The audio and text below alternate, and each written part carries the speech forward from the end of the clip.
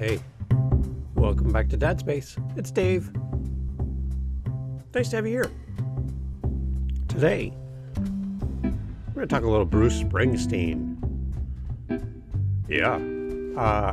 My guest hosts a podcast about Bruce Springsteen, and we're going to talk about that. Jesse Jackson is here from Texas. Yeehaw. Great to have Jesse with us. We're going to be talking about the joy and challenges of having an adult friendship with your child. That's what I'm doing right now. So this is good. I've got lots to learn. I got my pen, my paper. Let's go. I've got a coffee. I'm ready to go. Here with Jesse Jackson, here on the Dad Space podcast. Thanks for joining us. Here we go. Okay, welcome to Dad Space. I have another dad with me. Yes. And this dad is from the big skies of Texas. And we're going to be talking about all things dad here on Dad Space. And I'm really excited to have my guest, Jesse Jackson, is here with me. And we're going to be having a great conversation. Welcome, Jess. Nice to have you here on the podcast. Well, thank you, Dave. I appreciate it. Always good to hang out with another dad.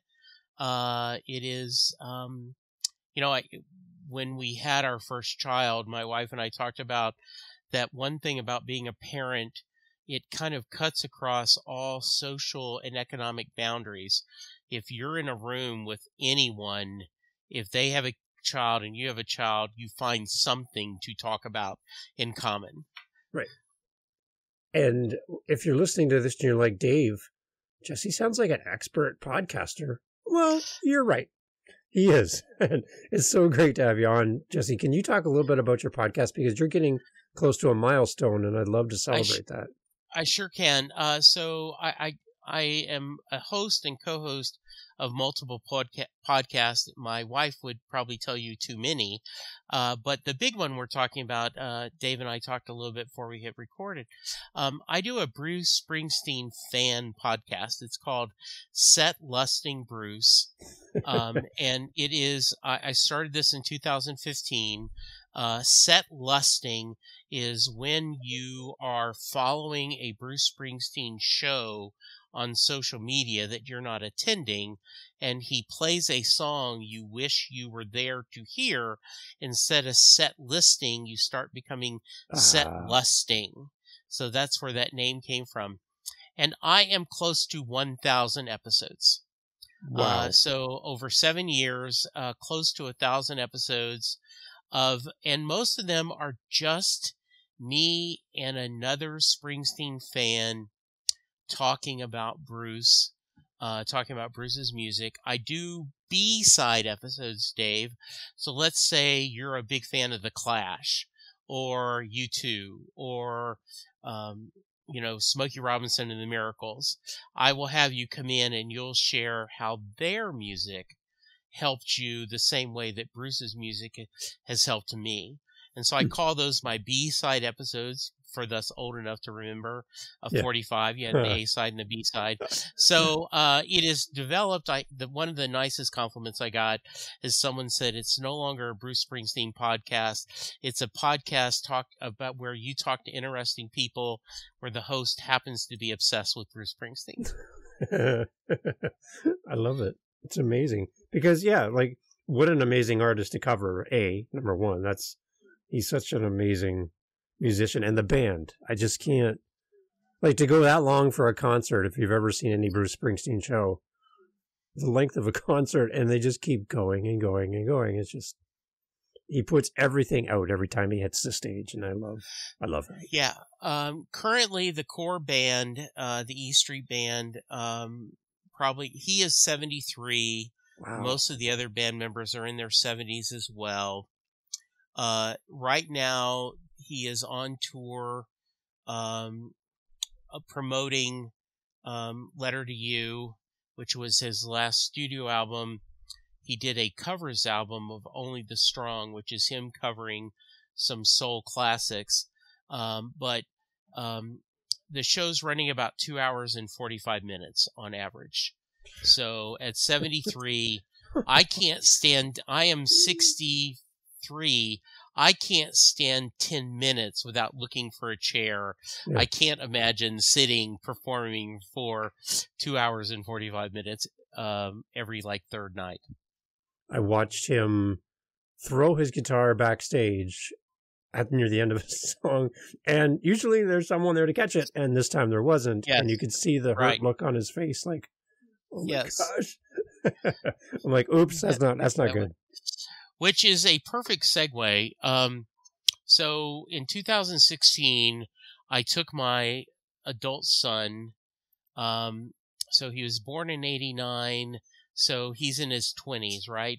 To his first Bruce Springsteen show in Oklahoma City. We drove up together. The only reason he went is to spend time with the old man. So he goes to the tour, and when we get out, I asked, do you want to go get something to drink? Do you want to go to a bar somewhere? He says, no, I think I just afraid to go to the hotel, which was unusual. And then we got up that morning and we're driving back to Dallas from Oklahoma City, a few hour drive. And he starts talking about the Bruce show.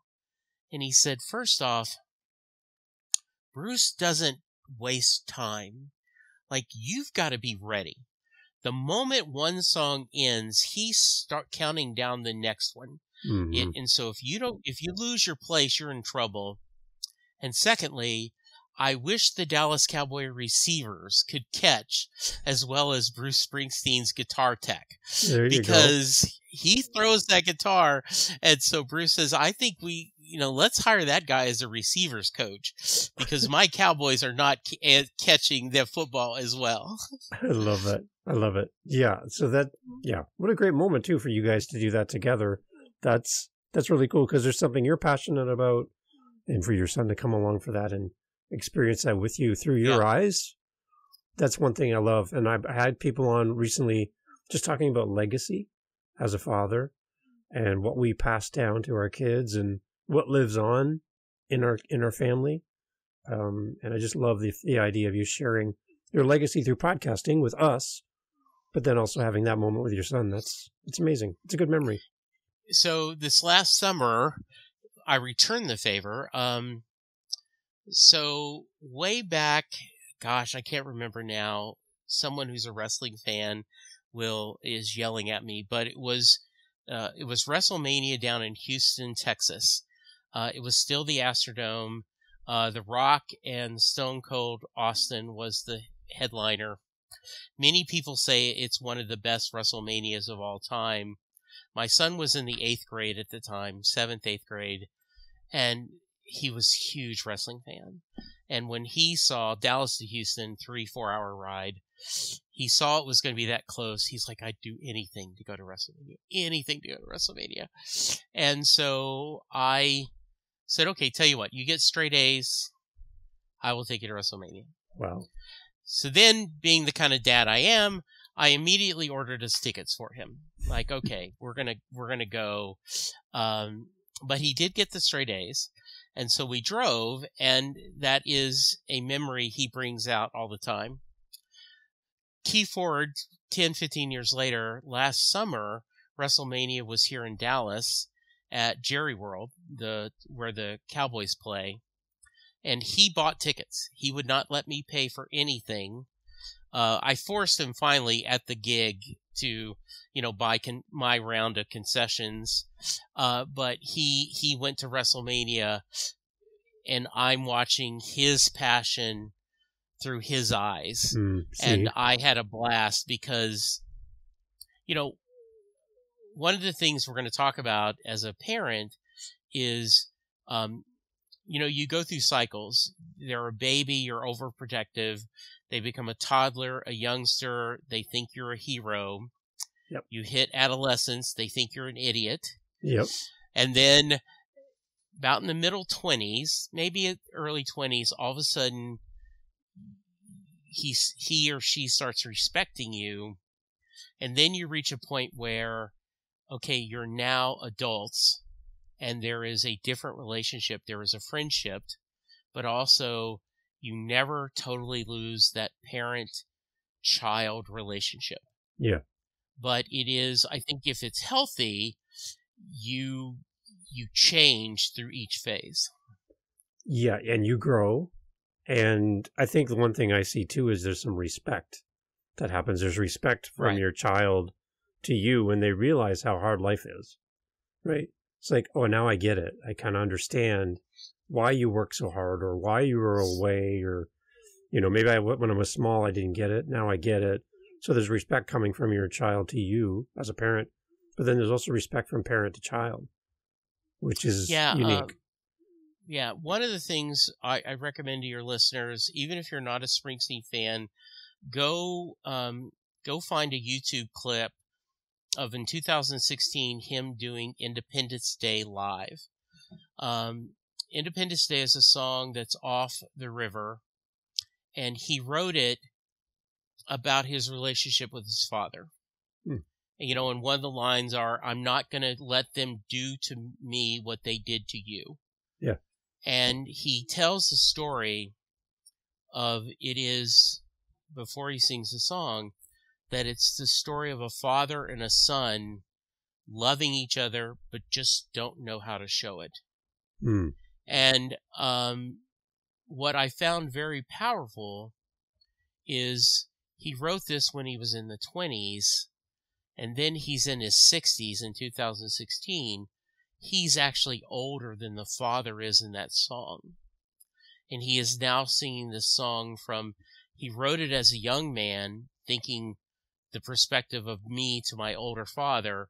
And now that as an artist, he's singing as the older father, knowing that perspective of what life has done to you and how it changed. So that's your homework, listeners. And setlistingbruce@gmail.com. You can send me your thoughts on it. So I love it. Yeah, there you go. See, he's creating content as we create content. This is awesome. Yes, I love it. It's okay. So looking at your relationship with your son, with your adult children. Yeah. You brought up the topic, and I'm so glad you did, because I would love to go down this path with you together. Again, I have 3 children. They're all adults out of the house. So just my wife and I home right now, and we have all their stuff around us. Yeah. So we charge our kids admission to come home, like a museum, right? Yes. That way we can pay for all the space they're taking up in my house. But the one thing I guess I struggle with as an empty nester is when the family is young, when you go to bed at night, everyone's under one roof.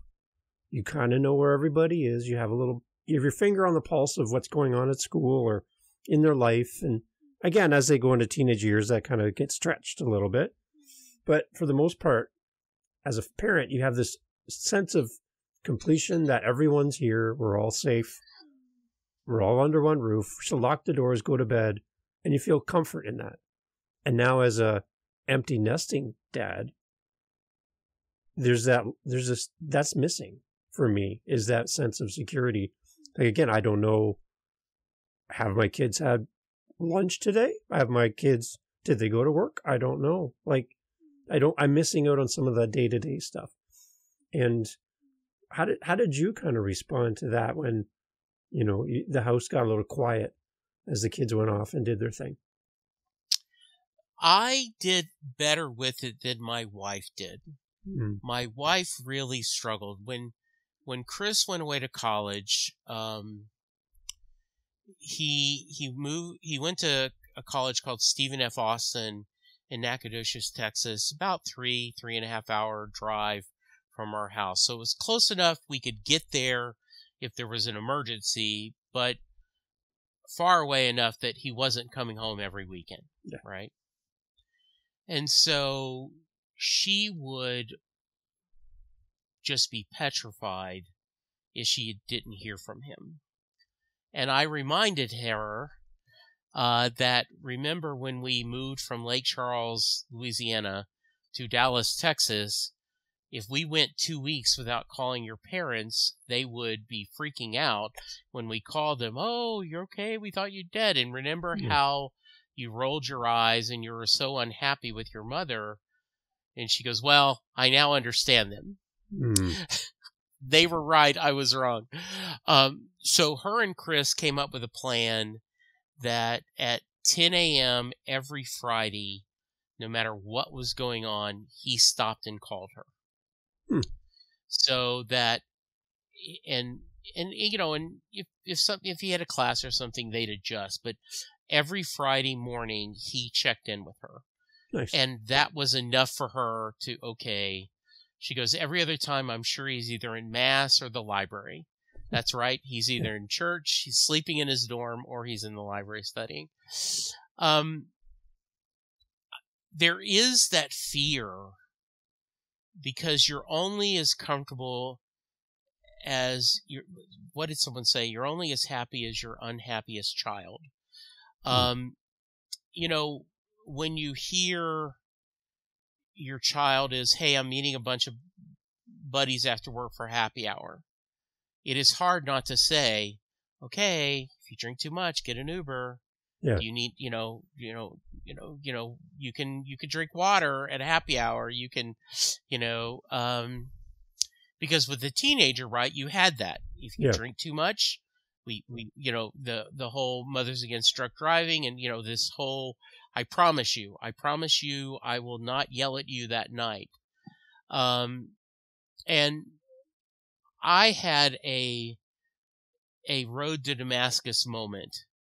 It was my son's birthday. It was his 25th birthday. He and his best friend and I had all gone to a movie. Then we had gone to a bar. And it's like 1 or 2 in the morning. And he and Colin were texting some friends to join us. And I'm like, no, I am old. It is 1 a.m. We need to go home. Yeah. And they're like, yeah, but we don't want to go home. I'm like, look, I can't leave you here by yourself because I had driven. Yeah. You guys have been drinking. I can't go home and tell your mother that I left you in a bar without getting you safe home. And Chris looked at me, Dave, and all of a sudden it's like he had not been drinking at all and said, Dad, I am 25 years old. You have to trust that I can get myself home.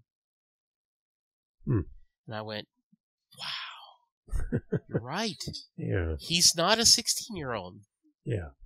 Right? I got married when I was 25. Now, I will tell you, I put $40 from my checking account into his and said, this is not for money, drinking. This is for an Uber ride home. Mm-hmm. Promise me. No, yeah, Dad. I said, because I want to make sure you have money to get home. But that was an epiphany that all of a sudden I have to change my perspective and I'll always continue to worry, but I have to let him make those decisions as an adult. Yeah. Yeah. And it's very hard to ground somebody who doesn't live in your house. Yes. There's no leverage there anymore. No. If you do this, this is going to happen. You can do whatever you want.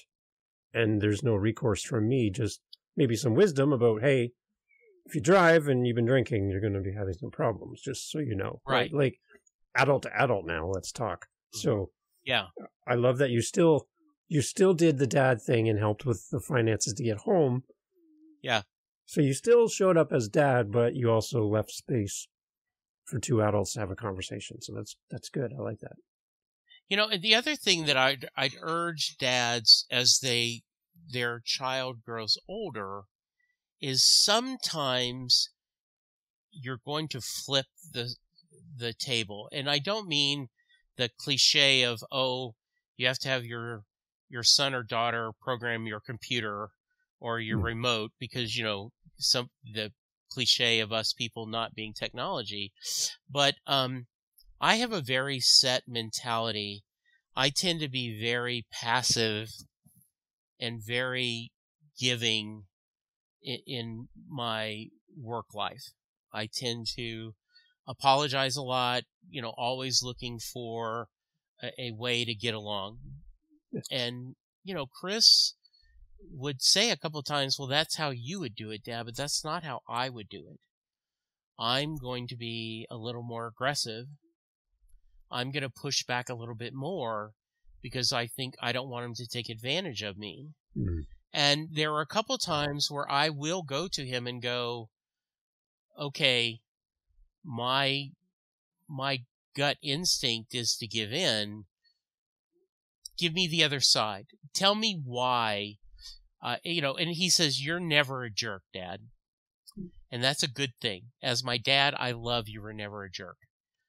But sometimes if you're the only person at work who isn't being a jerk, you're getting taken advantage of.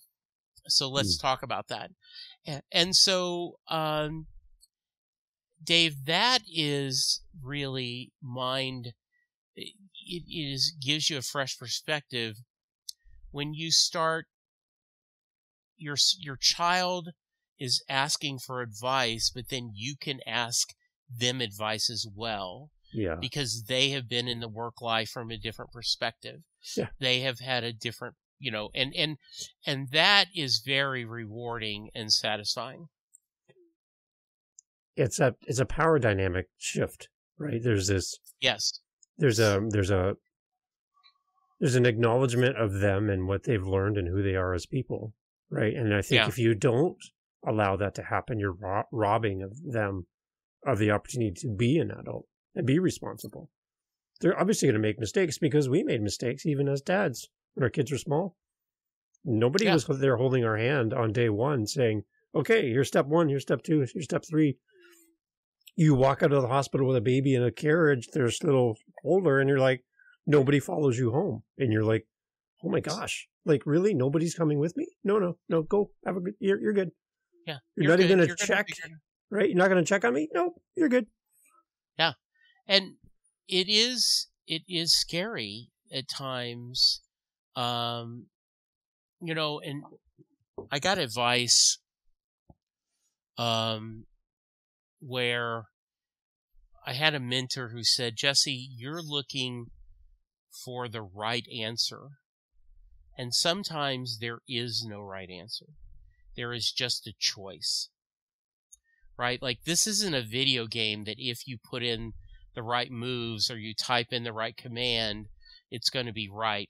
All you can do is say, okay, here is what, given all the facts I know, here I think is what the right decision is at this point. And then I was quick to, if I was wrong, to tell Chris, which is my son's name, if I was incorrect. And then, the other advice I give to parents or couples is the I told you so is counterproductive. If you have a complaint, like if you say, I don't think he should go to the party, and then you guys decide together, okay, he can go to the party, and then something happens bad, you can't say, well, I knew he shouldn't go to the party. No. The time to have said that is before we made the decision. Yeah. Once we make the decision, we can, go forward and join, So, that has given us, a lot of satisfaction because second guessing Monday morning quarterbacking is fun if you're following your sports team, but it's not good in a relationship or raising kids. Very good point. I love that. And it's the unsolicited advice is the other thing where, like when your children are younger, they're looking to you for direction. They're looking for you to the next thing. And how do I do this? How do I do that? And they come to you. When your children become adults, they don't come to you as much because they're trying to figure stuff out. And they're, like I said, they're going to make their own way. And I just wish, I miss the days of having the platform of being dad and having the answers to math homework and girls and finding my first job and having those answers for my kids. And now they don't come to me for those answers anymore. So there's a little bit of a gap there. And jumping back to your wife, kind of her response to your son going off to school, I found in our family, all of our changes happened during COVID where our kids had to make a choice whether to be home in our family bubble or be off with their friends and their relationships. And COVID really kind of made them jump out of the house sooner. So it was even harder for us. But I think my wife, in the transition from being a parent to being an empty nesting parent, she lost her routine. She lost being the center of the universe for our family. And for me, I saw it more as a freedom where we gained some time now. Hey, we can go, the two of us, we can go to a movie together. We can do stuff because we're free of our parental responsibilities. There's nobody here. So I was celebrating. She was saddened by it. And I think that's the one thing to be aware of as a father is just keep that in mind, that your spouse might not be having the same reaction to this big life change that you are. Yeah, we run into that a little bit.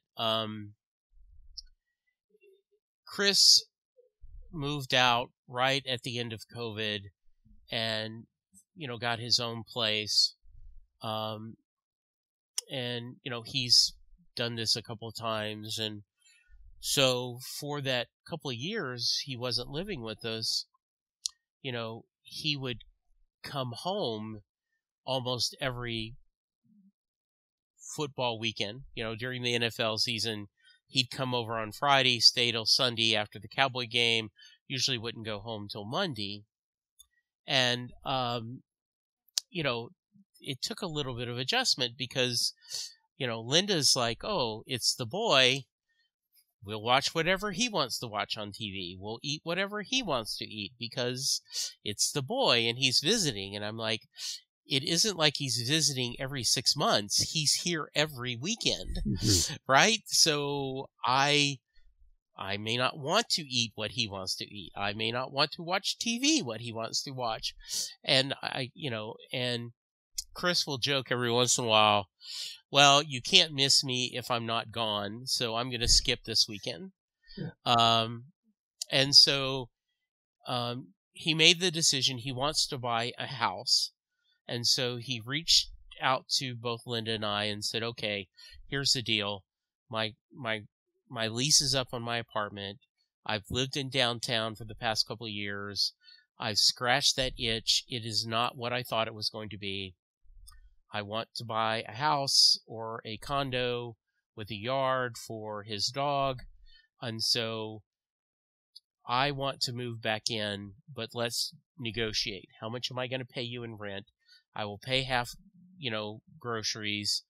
But my point is I'm going to be saving money to go buy a house. And so we agreed. We agreed with a budget. We agreed. And, and I jokingly told him,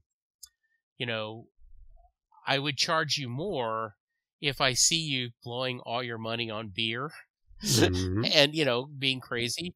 But if I see you're doing what you're supposed to do to build a house, then come on and let's do that. So, and he is a good housemate. It was, as you talked about during COVID, he was locked in because he was working from home. I was locked in working from home, and poor Linda stuck in the bedroom because, I'm in the living room on the computer talking. He's in the computer room talking, and Linda's like, I can't leave the bedroom or else I'll be on one of y'all's con calls. I love it. So, okay, so what, from your point of view, there's a dad listening, their kids are late teens, they're getting their way through high school, college is looming, there's a change coming. Right. With your perspective and your hindsight, what would you say to a dad who's listening to our conversation going, oh my gosh, my kids are getting to that age and I don't feel prepared? What kind of direction would you give to them as they think towards the future? This too will pass. It is going to be, and the other thing, it is in the DNA. They are trying to figure out who they are, and there are certain behaviors that, while frustrating, are healthy because they're making mistakes. Very early in Chris's childhood, we had a pediatrician who gave us the strong-willed child. book, and there's a lot about Dr. Dobson that I don't agree with politically, Mm-hmm.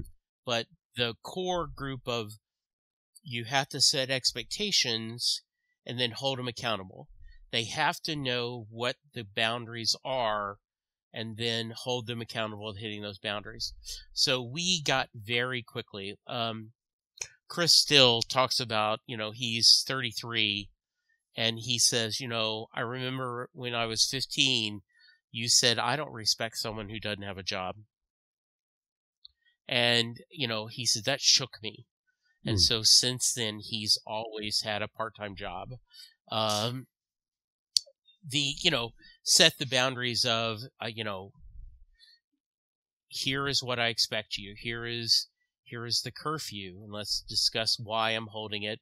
They don't want the rules. But, I believe in communication. You're going to lose your temper. Every time I lost my temper, when I calmed down, I apologized to my child. I'm sorry. I shouldn't have yelled. That was wrong of me. I still believe what I believe, but I should have been able to say it without losing my temper. And sometimes they'll come back and, hey, I appreciate it. Other times they're just going to give a huh.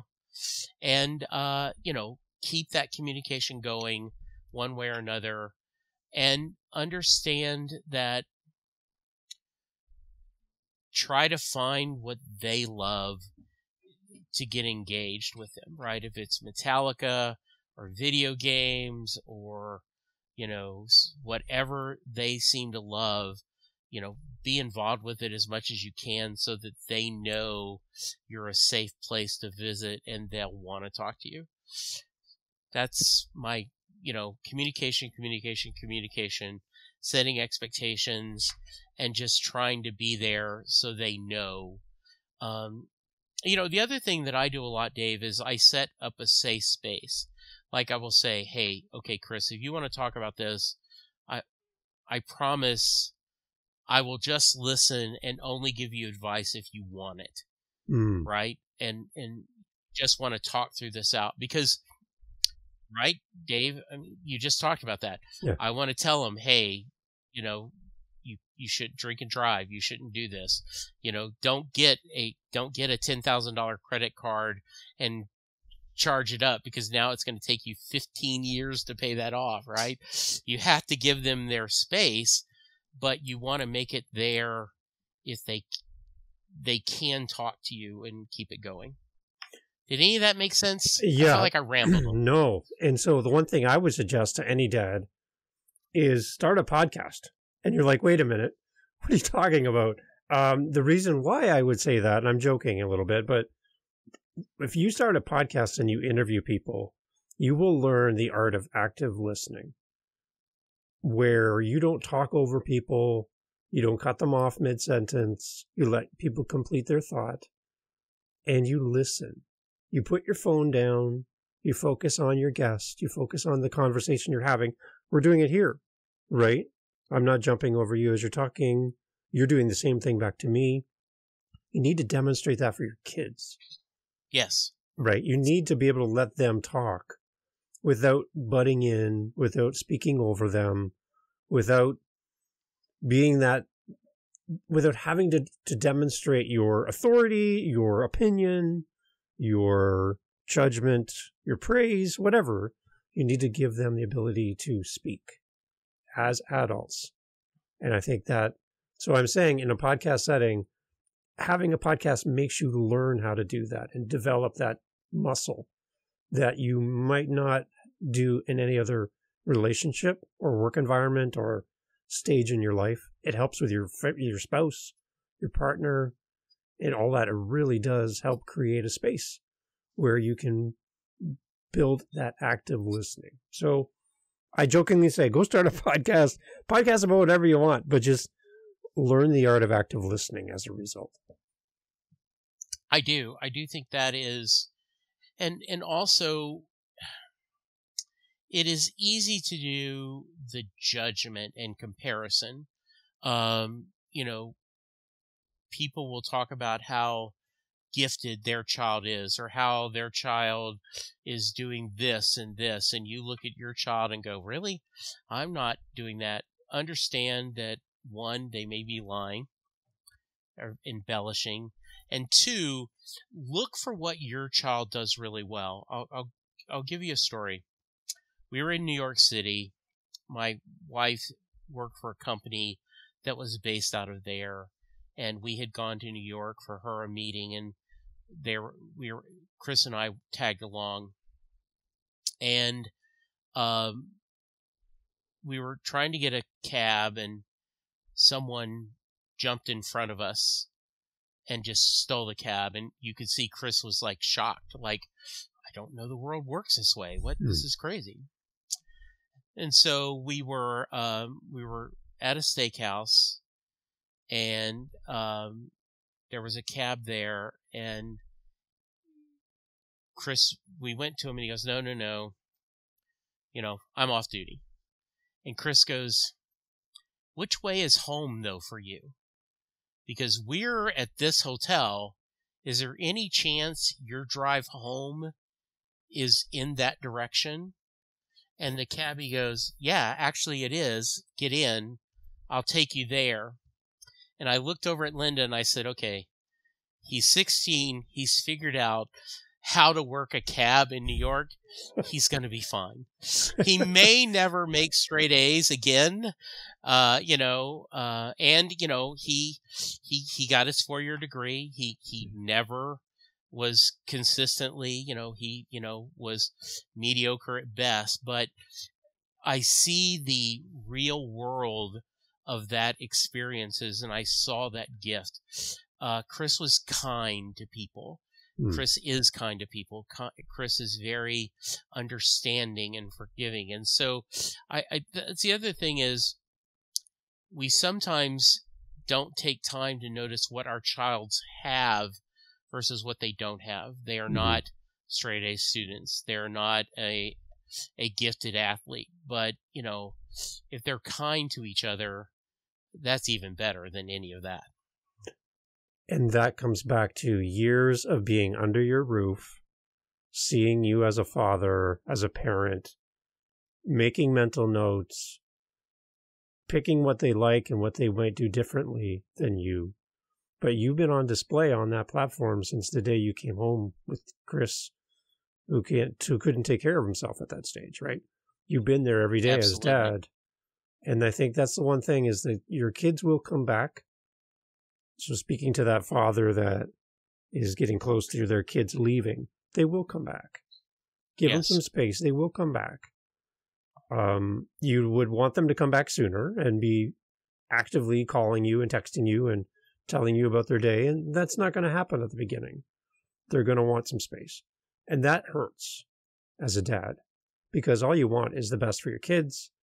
You still want to be that influence and that impact in their life, but when it's not required, as it was when they were at home, that stings a little. So they are going to come back, but you're still on display, even though they're not under your roof. You're just on display in a different way. So don't let down your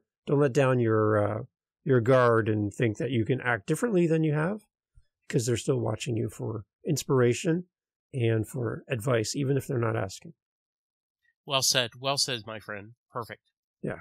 So anything, Jesse, that you would, as you look back, you're like, you know what? I think I could have done better in this part.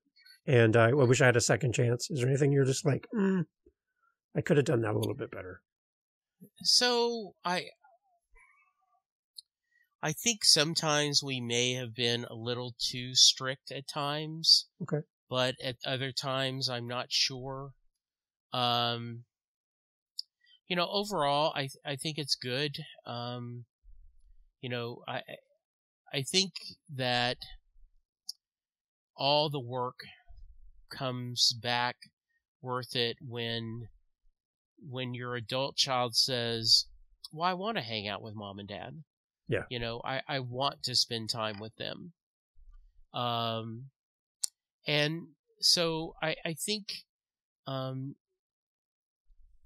if you are trying to make your decisions on keeping your child safe and helping them to grow into someone society can be proud of, you're going to make mistakes. But if that is your goal, if that is where your heart is, ultimately, I think you'll make the right decisions. And I think from my point of view, the thing I would say is your kids are going to come to you with some pretty big life decisions in the future. Just understand that they've put some thought into this, more than you know. And when they come to you, they've already have an idea of how you're going to respond. And it might not be the best situation, and they're gearing themselves up for your response, thinking you're going to go one way. And I would suggest that when you are faced, when you're faced with something that's a big life choice, a big decision, might go against your beliefs or might go against your plan for them, is to guard your words, guard your thoughts, and don't overreact, and don't react so quickly that you get ahead of your words. So I've given you an example. Like my kids would come to me and they would tell me something that they're planning on doing, whether it's leaving home or moving out or a relationship, that we're like, in that moment, if I gave my knee-jerk reaction to their statement, I could have hurt them.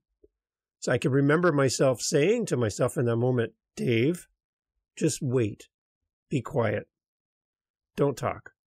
And I'm just like, oh, but I want to be the dad. I want to, and I'm like, no, just wait.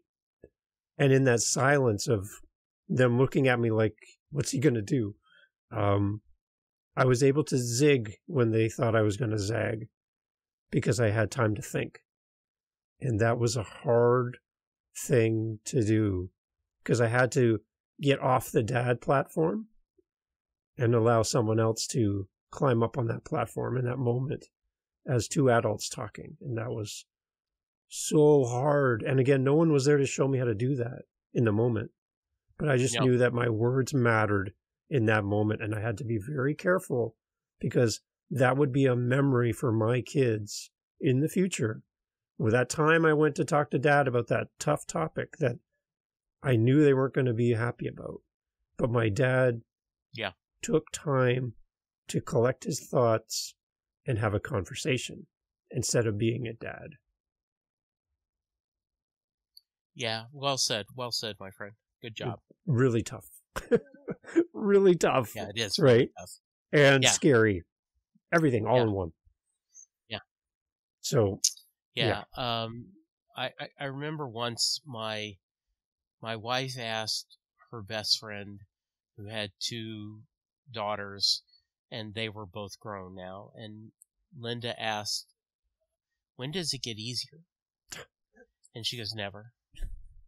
Because you're worried about them in junior high, you're worried about in high school, you're worried about at college, and then when they're adults, you start worrying about, are they going to find the right companion?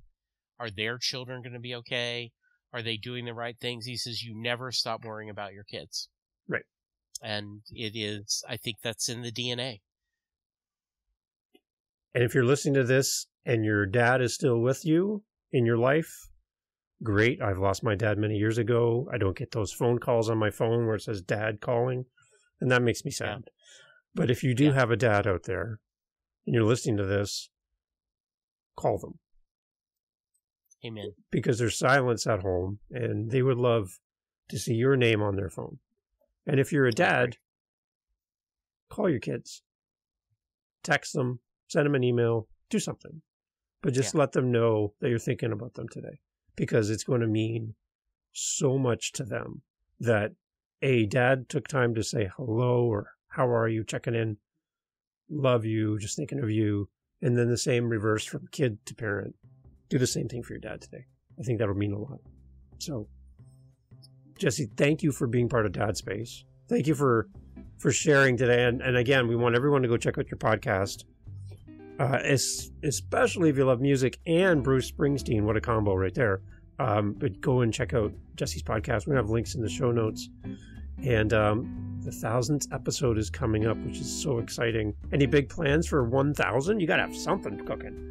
I do have something. I don't want to jinx it. Okay. It's not going to be Bruce.